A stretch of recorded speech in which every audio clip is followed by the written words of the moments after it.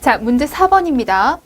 자, 종고등은 환경이라는 저을 받침대 양쪽 끝에 병원체 그리고 숙주라는 추가 놓인 지렛대에 비유해서 설명했습니다. 다음 물음에 답하시오. 역시 출제되는 문제죠. 자, 괄호 안에 해당하는 내용을 차례대로 쓰시오. 질병 가정은 숙주와 환경과 병원체의 세 요인 간의 상호관계로 이루어집니다. 이 요인 중 하나의 변화가 오면 다른 요인의 상황에도 변화를 가져와 서로 간의 균형이 깨지게 됩니다. 자, 이 세 가지 요인이 서로 상호작용할 겁니다. 상호반응할 거예요. 자, 이렇게 균형을 이루고 있다가 이 균형이 깨져버리면 기억이 발생하기 쉬워집니다. 균형이 깨지면 뭐가 발생하기 쉽죠? 바로 질병이 발생하기 쉽죠. 자, 세 요인을 중심으로 질병 발생 기전을 설명할 때 감염병 역학 모형이나 니은이라고 명명합니다. 자, 보세요. 세 요인을 중심으로 질병이 발생하는 그 기전을 설명할 때 감염병 역학 모형 또는 무슨 모형이라고 합니다. 그 모형의 이름을 우리는 역학적 삼각 모형이라고 합니다. 자, 디귿은 숙주, 병인, 환경이라는 변이인이 평형 상태를 유지할 때 가능합니다. 이 세 가지 요인이 평형 상태를 이루고 있다. 얘를 우리는 건강이라고 한다. 이러한 세 가지 변인 사이의 균형이 깨지면 질병이나 유행이 발생한다. 자, 여기서 우리가 역학적 삼각 모형을 좀 보고 갈게요. 자, 역학적 삼각 모형. 인간의 질병 발생은 병원체, 숙주, 환경의 세 가지 상호관계로 설명하고 있다. 병원체, 숙주, 환경. 병원체, 숙주, 환경. 이렇게 삼각형 모형으로 얘기할 수 있다. 서로 상호관계, 상호작용, 상호반응을 하는데 이 균형이 깨지면 질병이 발생한다. 요 세 가지를, 요 모형의 그림을 기억해 주시면 되겠습니다. 자, 2번 다음 그림에서 1에서 5를 설명하세요 라고 되어 있어요. 환경을 지렛대에 놓고 병원체와 그리고 숙주를 양추로 놓았어요. 얘가 평형을 이루고 있을 때 우리는 뭐라고 얘기를 해요? 건강한 상태야. 그러면 이 평형이 깨져서 움직인다면 질병이 발생하는 상태예요. 세 가지 요인이 있습니다. 환경 요인에는 생물학적, 물리학적, 사회, 경제적 요인이 있고 생물 병원체 요인에는 외계에서의 생존, 생식 능력, 숙주, 외로의 침입, 감염 능력, 그리고 질병을 일으키는 능력, 전파의 난성의 요인이 있어요. 자, 숙주의 요인에는 생물학적 요인, 행태 요인, 체질적 요인이 있습니다. 자, 이 세 가지가 균형을 이루고 있어야 돼요. 그런데 보세요. 2번이란 얘기는 추가 아래로 내려온 얘기예요. 3번이란 얘기는 숙주가 아래로 내려오는 얘기예요. 4번 방향으로 환경이 이렇게 움직인다면 숙주가 내려오게 되겠죠. 그리고 환경이 이 방향으로, 숙주 방향으로 움직인다면 병원체가 내려올 겁니다. 자, 이것에 대해서 해석하라고 얘기를 한 거예요. 우리 1번부터 얘기해 보도록 할게요. 자, 1번은 숙주와 병원체가 상호작용을 하고 있어요. 평형을 이루고 있어요. 지역사회 내에서 유행이 발생하지 않는 경우를 얘기합니다. 또는 개인이 건강한 것을 얘기합니다. 병원체의 숙주 환경의 요인이 평형을 이루어 어느 쪽으로도 기울어지지 않은 상태를 얘기해요. 자, 평형인 상태는 유행이 일어나지 않고 건강한 상태를 얘기합니다. 자, 2번으로 가보도록 할게요. 자, 2번은 생물 병원체 요인이 밑으로 내려오는, 다시 말해서 이 병원체 요인으로 인해서 평형이 깨지는 상황이에요. 얘기해 보도록 할게요. 자, 병원체의 변화로 평형이 깨져서 질병이 발생하는 것을 얘기합니다. 병원체의 이유로 질병이 발생하고 유행이 발생한다. 병원체 외부에서의 생존, 증식 능력이 증가하고 숙주로의 침입, 감염 능력이 증가하고 질병을 일으키는 능력이 증가하고 전파의 난이성 변화로 인해서 질병이 유발되는 경우이다. 병원체 요인에 의해서 질병이 발생하는 경우입니다. 자, 3번 볼게요. 3번은 숙주가 이렇게 아래로 내려옵니다. 숙주의 요인으로 인해서 질병이 발생하는 상황을 얘기해요. 개인 면역, 집단 면역 수준이 떨어져 숙주의 감수성이 증가됐다. 숙주의 감수성이 증가하기 때문에, 감수성이라고 하는 것은 병에 걸릴 가능성이잖아요. 자, 면역력이 떨어졌어. 그러면 감수성이 높아지겠지. 감수성이 높아짐으로 인해서 병에 걸려. 그러니까 평소에는 전혀 병에 걸릴 상황이 아닌데 감수성이 떨어져서 병에 걸린 거예요. 숙주의 영향으로 인해서 병에 걸리는 상황인 거죠. 자, 4번 얘기해 보도록 할게요. 4번은 환경 요인이 이렇게 움직였습니다. 환경 요인의 움직임으로 인해서 이가 이렇게 되면 이렇게 될 거 아니에요.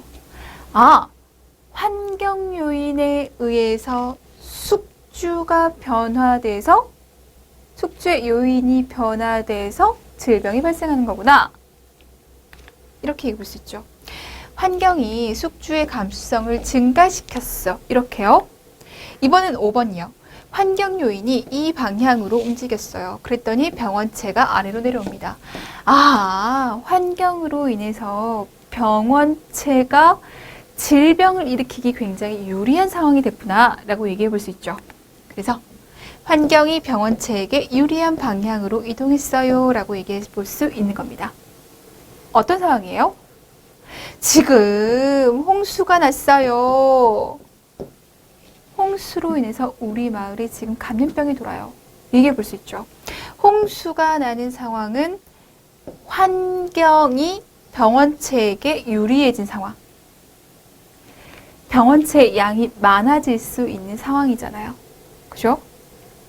그런 상황을 5번이라고 얘기해 볼 수 있습니다. 자, 문제 5번 가보도록 할게요. 다음 그림의 질병 발생 모형, 역학 모형에 관해서 물음에 답하시오 라고 얘기를 했습니다. 그림의 질병 발생 모형의 명칭을 쓰세요 라고 돼 있어요. 이거 출제된 문제예요. 이렇게 모형의 그림을 보여주고 나서 이 모형의 명칭 써볼래요 라고 얘기를 했어요. 자, 그렇다면 우리는 그 모형의 그림마다 명칭을 연결시켜 기억을 해 놔야겠네요. 이렇게 봤더니 원, 가장, 중간, 내부에 유전적 요인이 있어요. 유전적 요인은 숙주 내부에 있는 거죠. 그리고 이것을 둘러싸고 있는 세 가지의 환경이 있습니다. 얘를 뭐라고 해요? 수레바퀴 모형이라고 얘기합니다. 자, 문제 2번. 그림의 질병 발생 모형의 특징 세 가지를 쓰세요 라고 얘기를 했습니다. 다시 말해서 수레바퀴 모형의 특징 세 가지를 써볼래요? 이거예요. 세 가지 쓰셔야 됩니다. 자, 숙주인 인간의 유전적 소인과 생물학적, 물리적, 사회, 경제적 환경과의 상호작용에 의해서 만성질환이 발생하는 것을 설명합니다.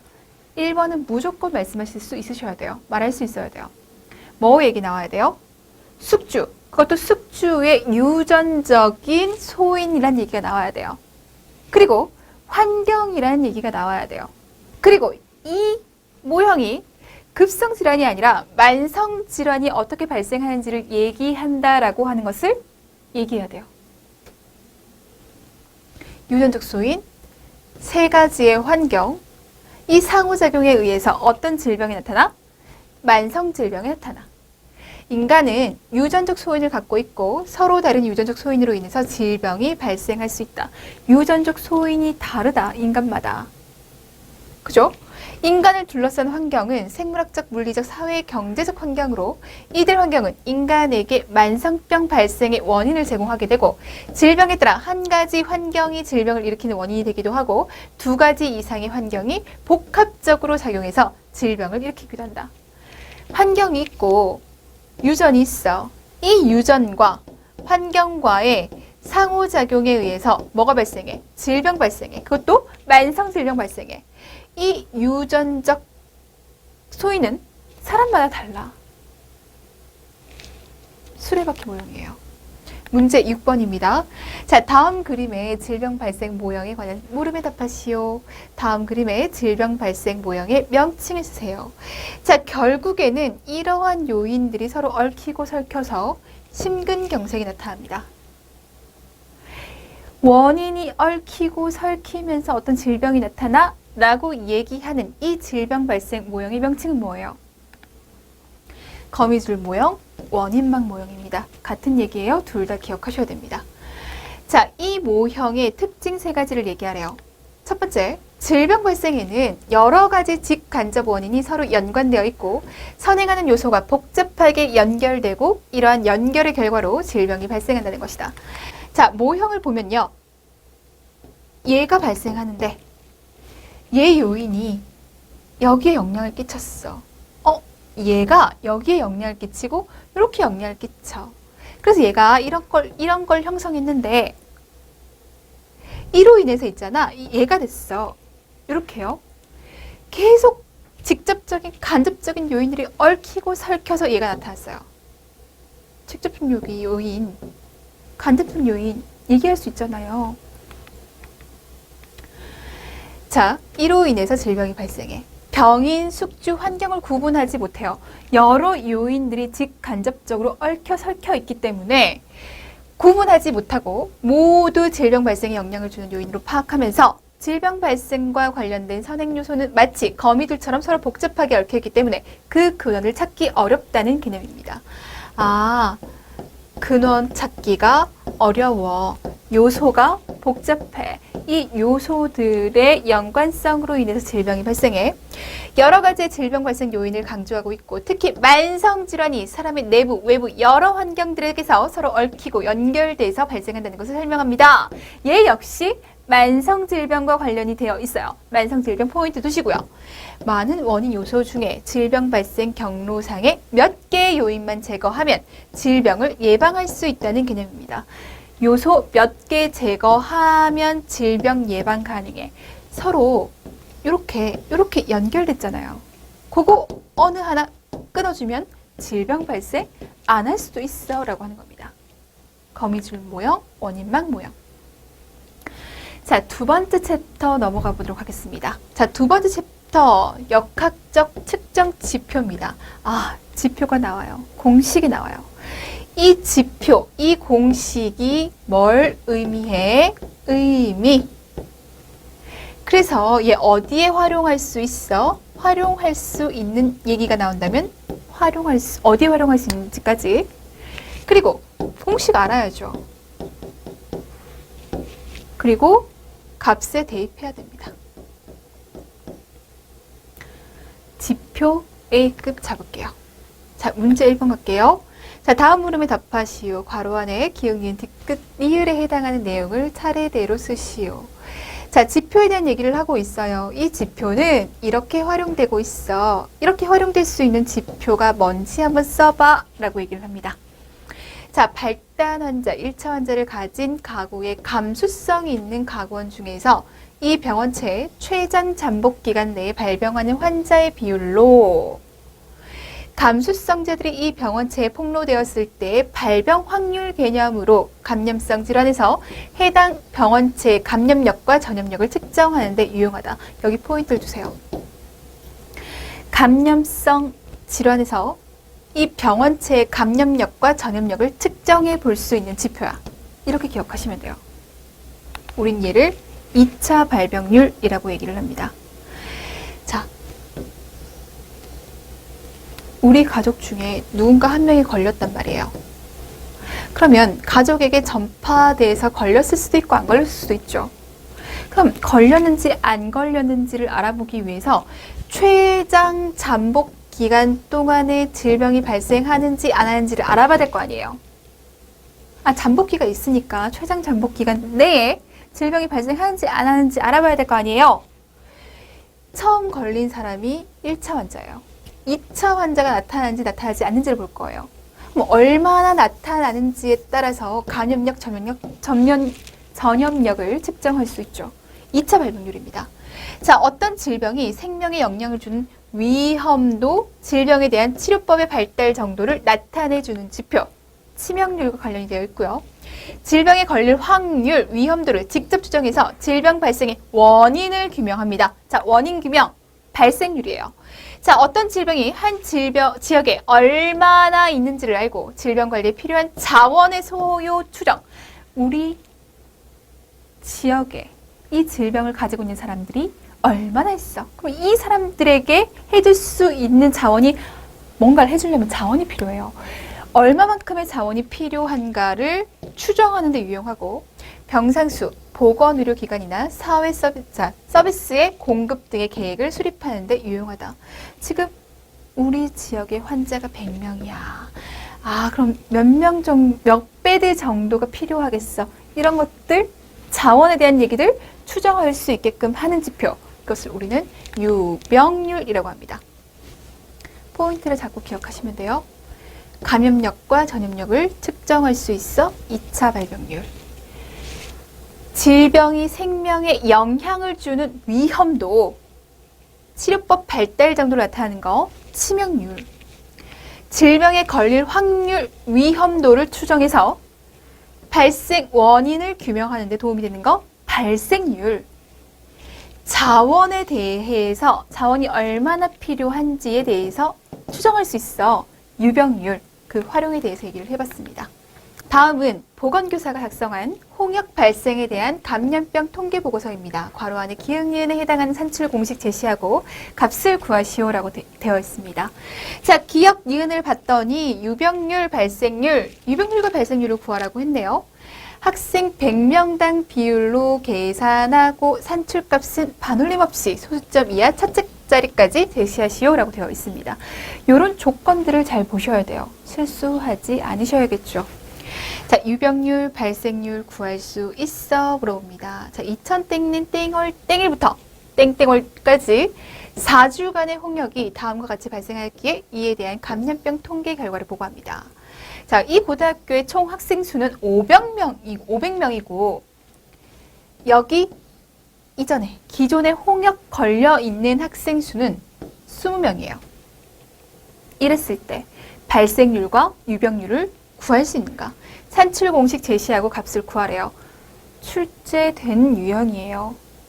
이렇게 출제가 된다고요. 자, 일단 유병률부터 볼게요. 자, 유병률을 어떻게 구하면 됩니까? 유병률은 전체 인구, 현재 특정 질병을 가지고 있는 사람 수로 구해요. 감수성이 있는 전체 인구 몇 명? 500명. 전교생. 그 중에 현재 지금 질병을 가지고 있는 사람. 4주 동안 총 49명이 걸렸어요. 그리고 기존에 20명의 환자가 더 있잖아요. 지금 이 시점에 병을 가지고 있는 전체 인구수예요. 자, 병을 가지고 있는 전체 인구수 20명 더하기 49. 500으로 나누면 되죠. 환자, 자, 학생 수 몇 명당? 100명당이라고 얘기를 했습니다. 13.8로 계산이 돼요. 유병률과 발생률은 달라요. 확실하게 구분 지으셔야 돼요. 자, 발생률이라고 하는 것은 질병 발생이 가능한 전체 인구분의 새롭게 특정 질병이 발생한 사람 수를 얘기합니다. 자, 주의하셔야 돼요. 질병 발생이 가능한 전체 인구. 질병 발생이 가능하다는 것은 질병에 걸려 있는 인구를 그만큼 빼겠다는 얘기죠. 질병에 걸리지 않은 감수성이 있는 사람들을 대상으로 구하는 거예요. 그러면 전체 인구 500명 중에서 기존에 걸려있던 20명을 빼준 그 나머지 질병에 걸릴 가능성이 있는 감수성자들을 대상으로 새롭게 발병된 사람 49명으로 계산을 합니다. 확실하게 달라요. 헷갈려서는 안 돼요. 감수성이 있는 사람들, 현재 질병에 걸린 사람을 빼주셔야 돼요. 그리고 새롭게 발병된 사람들을 얘기해요. 얘 구했더니 100명을 기준으로 구하니까 100명당이라고 얘기했으니까 곱하기 100을 해서 10.2의 값이 나왔습니다. 정확하게 구하셔야겠죠. 자, 괄호 안에 해당하는 내용을 차례대로 쓰시오. 유병률의 크기에 영향을 주는 것은, 자, 유병률이라고 하는 것은 현재 이 전체 인구 중에서 질병에 걸린 사람의 비율이 얼마나 되나 이걸 보는 거예요. 자, 유병률의 크기에 영향을 주는 것은 질병의 시작 지점에서 종결 시점까지 나타내는 기억과 시작에서 종결까지를 나타낸대요. 그리고 니은이다. 기억과 니은에 대한 유병률과의 관계는 다음과 같은 공식으로 표현한다. 기억 곱하기 니은입니다. 자, 유병률은 기억에도 비례하고 니은에도 비례하네요. 자, 기억이 뭐예요? 시작 지점에서 종결 시점까지의 기간을 얘기하는데 질병을 가지고 있는 기간에 대해서 얘기를 하는 겁니다. 이걸 우리는 뭐라고 얘기해요? 이환기간.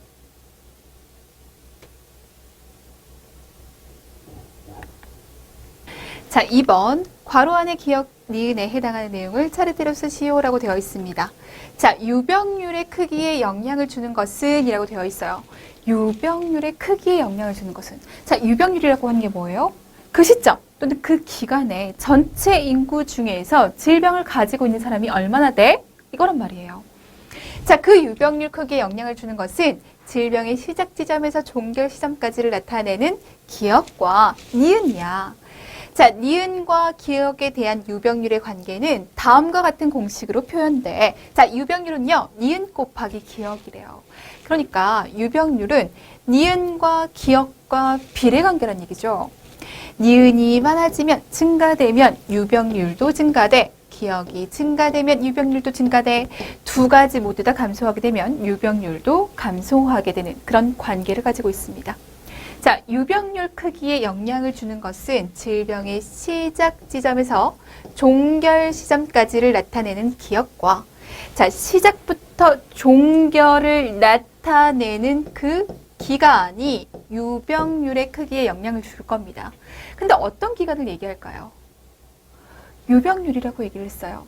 그러니까 질병을 가지고 있는 기간, 이 기간을 우리는 이환기간이라고 하죠. 자, 시작부터 종결까지 질병을 가지고 있는 기간, 그것을 우리는 이환기간이라고 하죠. 자, 그래서 기억은 이환기간이에요. 자, 기억 이환기간, 그리고 이 유병률 크기에 영향을 주는 것은 이환기간과 발생률입니다. 자, 그래서 이 발생률과 이환기간에 대한 유병률의 관계는 발생률 곱하기 이환기간이라고 우리가 표현할 수 있어요.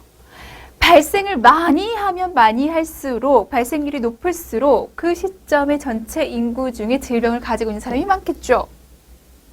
이환기간이 길면 길수록 그러면 질병을 가지고 있는 그 인구 비율이 많을 수밖에요. 둘 사이의 관계를 기억하셔야 돼요. 자, 급성 감염병과 만성 감염병의 역학적 특징을 유병률과 발생률을 기준으로 설명하시오라고 되어 있습니다. 자, 급성 감염병 그리고 만성 감염병. 만성 질병은 발생률에 비해 유병률이 높아요. 왜 유병률이 높아요? 만성 질병은 이환 기간이 길거든요. 급성 감염병은 발생률이 높다 하더라도 이환 기간이 짧기 때문에 유병률이 낮아요. 그래서 만성 질병을 얘기할 때는 보통 유병률과 같이 묶어서 얘기하기가 쉽고 급성 질병을 얘기할 때는 발생률과 같이 묶어서 얘기하기가 쉽습니다. 질병의 발생률이 높거나 그 질병으로 인한 이환 기간이 길면 유병률은 어떻게 돼요? 높아져요. 왜? 서로 비례관계니까. 반대로 발생률이 낮거나 이환 기간이 회복 또는 사망으로 짧아지게 되면 이환 기간이 그만큼 짧고 사망률이 높아짐에 따라 이환한 그 기간 자체가 짧아지면 유병률은 어떻게 돼요? 낮아져요. 그 공식을 이해하시면 됩니다. 자, 4번. 지역사회에서 유병률이 높아지는 경우와 낮아지는 경우를 각각 두 가지 이상 쓰시오. 유병률이 높아진다. 유병률이 높아진다. 그렇다면 발생률이 높거나 이환 기간이 길겠네. 근데 보통 이환 기간에 포인트를 두고 얘기를 합니다. 유병률이 높아지는 경우. 자, 유병률이 높고 이환 기간이 길다면 얘도 높고 얘도 높으니 당연히 높겠네요. 치료 기술의 발달로 완치 불가능해요. 완치는 불가능한데 생존 기간은 길어졌어요. 옛날에는 이 병에 걸리면 사망했단 말이에요. 사망했는데 이제는 치료 기술이 발달해서 완치는 아니지만 내가 사는 기간이 길어졌어요. 뭐가 길어졌다는 얘기? 이환 기간이 길어졌다는 얘기. 그로 인해서 유병률이 높아집니다. 그러면 유병률이 낮아지는 경우는요. 발생률이 낮거나 바로 회복해서 이환 기간이 짧거나 사망해서 이환 기간이 짧거나 그러해서 유병률이 낮아질 수 있습니다. 이거 이해하시면 돼요. 유병률과 발생률과 이환 기간의 그 관계에 대해서만 아시면 돼요. 자, 문제 2번 가보도록 할게요. 다음에 사망지표에 대한 설명으로 자, 물음에 답하시오. 괄호 안에 기역, 니은, 디귿, 리을, 미음에 해당하는 내용을 차례대로 쓰시오. 뭘 쓰란 얘기죠? 그 지표에 대한 산출 공식을 쓰란 얘기예요.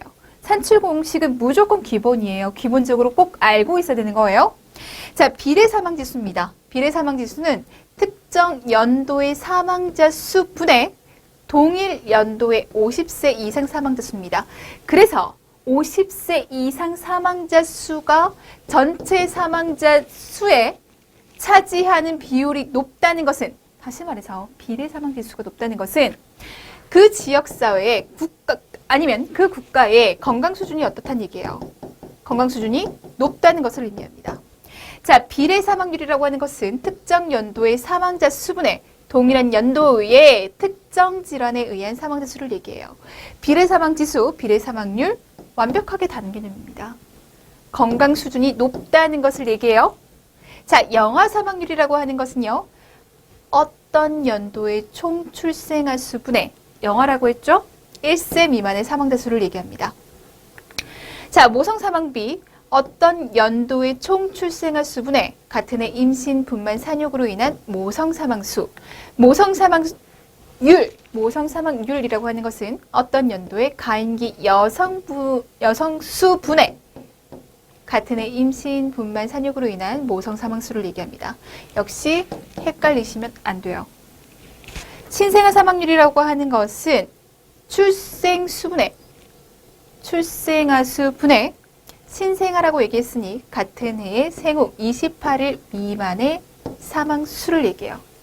이 지표 다 중요한 지표거든요. 반드시 다 기억하셔야 돼요. 물론 그 의미도 다 기억하셔야 됩니다. 자, 밑줄 친 곳에 해당하는 내용을 차례대로 쓰시오라고 되어 있습니다. 비례 사망 지수부터 보겠습니다. 자, 비례 사망 지수는 한 나라의 건강 수준을 파악하고 다른 나라와의 보건 수준을 비교하는 데 사용하는 지수입니다. 이것도 기억하셔야 돼요.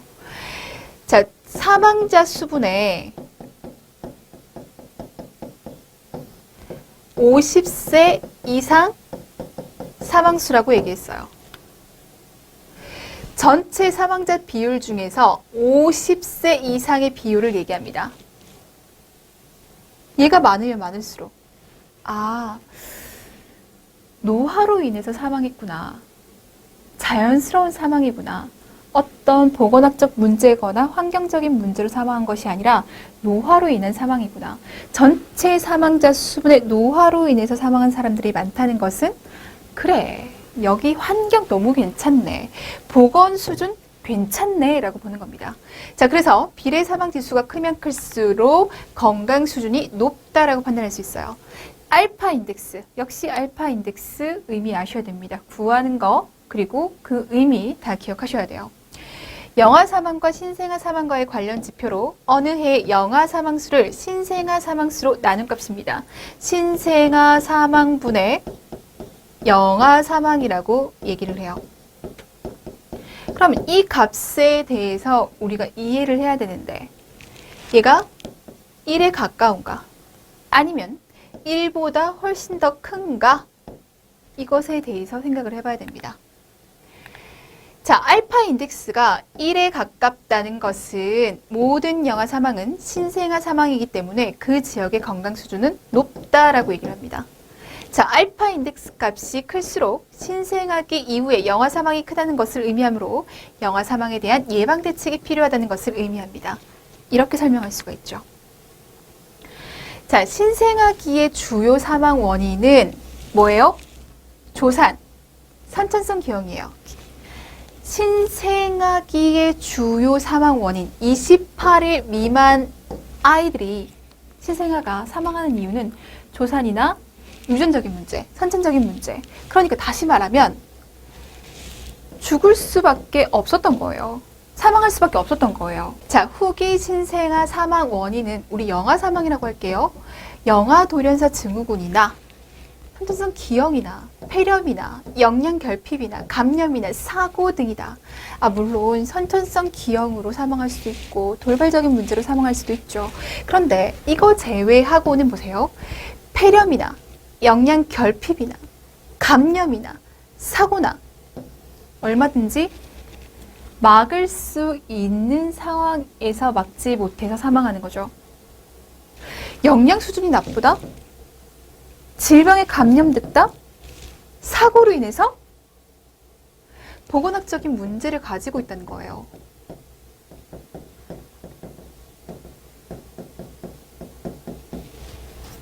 그럼 봐요. 신생아가 사망할 수밖에 없었던 이유는 어쩔 수 없었어. 그거는 인간의 힘으로 어쩔 수 없었던 거야. 하지만 영아의 사망은 보건학적인 환경을 잘 갖춰준다면 얼마든지 막을 수 있는 거야. 그러면 알파 인덱스 다시 한번 얘기해 보도록 할게요. 자, 알파 인덱스가 신생아 사망분의 영아 사망이에요. 얘가 1에 가깝다는 것은 신생아 사망과 영아 사망의 수가 거의 같다는 거잖아요. 1에 가깝다는 것은 얘 둘의 수가 거의 같다는 거예요. 그러면 대부분이 신생아 사망이라고 하는 거니까 대부분 신생아 사망이야. 어쩔 수 없는 상황에서 사망한 거구나. 보건학적인 문제가 전혀 없는 거구나. 그래서 뭐요? 건강 수준이 높구나. 근데 얘 값이 1보다 훨씬 더 크다는 얘기예요. 그러면 신생아 사망보다 영아 사망이 훨씬 더 많다는 거예요. 영아 사망이 훨씬 더 많다는 것은 여기 영아가 사망할 수밖에 없는 보건학적인 문제가 있었구나라고 생각해 볼 수 있는 겁니다. 그래서 건강 수준이 낮다라고 얘기를 하는 거죠.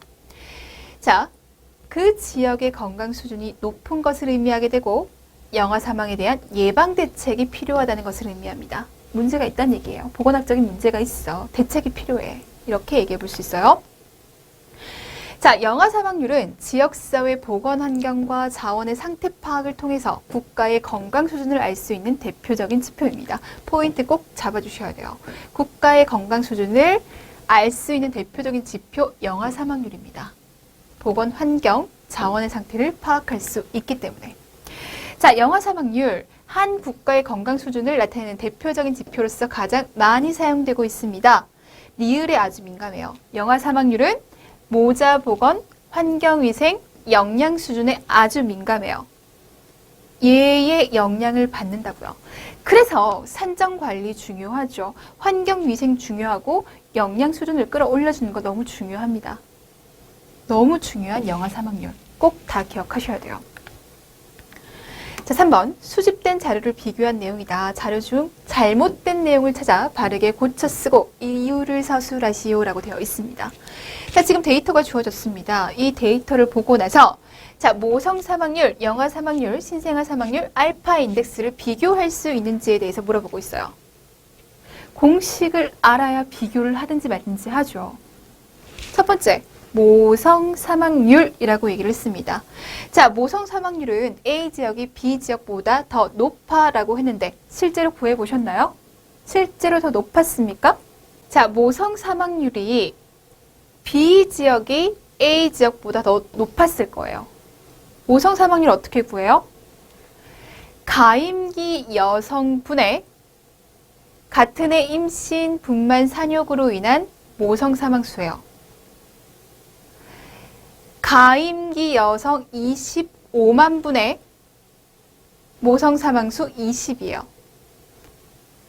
20만 명 분의 16이에요. 값을 도출해냈더니 0.4, 0.5입니다. B 지역이 더 높죠. 영아 사망률은 B 지역이 A 지역보다 더 높아라고 되어 있습니다. 자, 영아 사망률 어떻게 구해요? 총 출생아 수 분의 영아 사망이에요. 몇 명이 출생했어요? 9,000명이에요. 영아 사망 몇 명이에요? 30이에요. 6,500분의 28이에요. 더 높습니다. 자, 신생아 사망률 볼게요. 신생아 사망률은 어떻게 구해요? 출생수 분의 28일 미만의 사망수예요. A죠. 출생수 9,000이죠. 신생아 사망수 20이에요. 9,000분의 20. 얘는 6,500분의 16이에요. 2.2, 2.4. B 지역에서 높아요. 자, 알파 인덱스는요. 신생아 사망수분의 영아 사망이죠. A 지역 신생아 사망 20분의 30이에요. B 지역은요. 16분의 28이 되죠. 그럼 이렇게 곱한 값 비교하면 되겠네요. B 지역이 A 지역보다 높은 것이 맞습니다. 공식을 알아야 값 도출해서 비교할 수 있어요. 이 유형이 실제로 출제됐던 유형입니다. 공부하셔야 돼요.